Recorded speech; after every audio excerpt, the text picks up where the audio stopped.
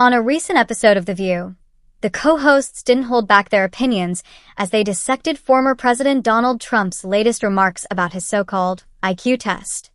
The discussion began after Trump took a swipe at U.S. Representatives Jasmine Crockett and Alexandria Ocasio-Cortez, labeling them low IQ people, while boasting about his own cognitive abilities.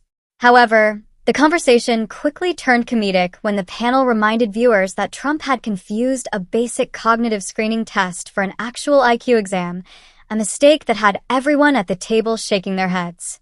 Moderator Whoopi Goldberg kicked off the heated, Hot Topics segment by introducing Trump's comments, setting the stage for an animated exchange among the co-hosts. Behind them, a sample image of a standard cognitive test appeared on the studio screen, one that asks participants to identify simple images like animals or shapes.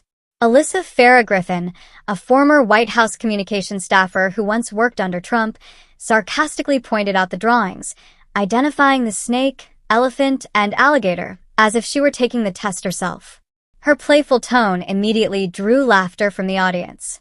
Sunny Hostin, never one to hold back, delivered one of the sharpest jabs of the segment. By the way, she quipped, they say that toddlers have passed this with a perfect score, so I don't think it's something he should brag about.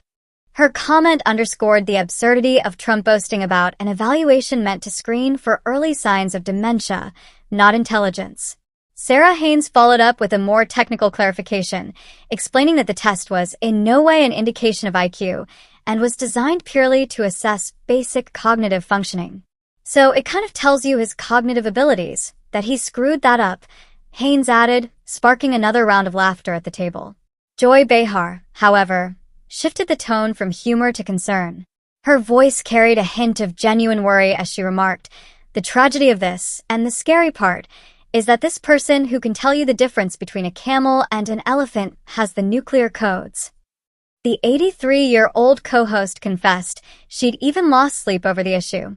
I woke up this morning at 4 because I'm worried about the fact that he can't pass, really, a cognitive test, Behar said, emphasizing the potential danger of someone with questionable mental clarity having access to such immense power.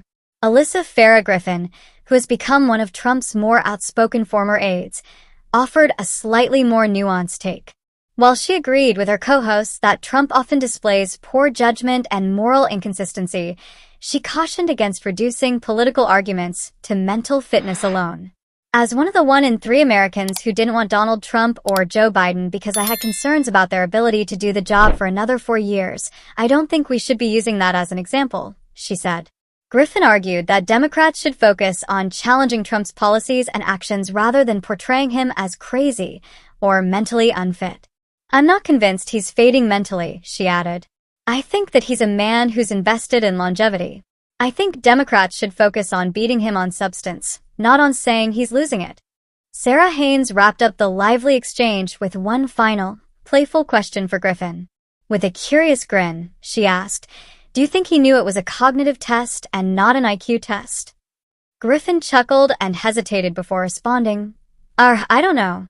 A response that drew knowing laughter from both the panel and the audience. The segment was classic The View, a mix of biting humor, political commentary, and a touch of genuine concern. While the co-hosts found plenty of comic relief in Trump's misunderstanding, the underlying discussion revealed deeper anxieties about leadership, mental fitness, and the responsibility that comes with power. Whether one laughs or worries, the takeaway was clear. When it comes to Donald Trump, even something as simple as a cognitive test can spark a national debate and a good dose of daytime TV drama.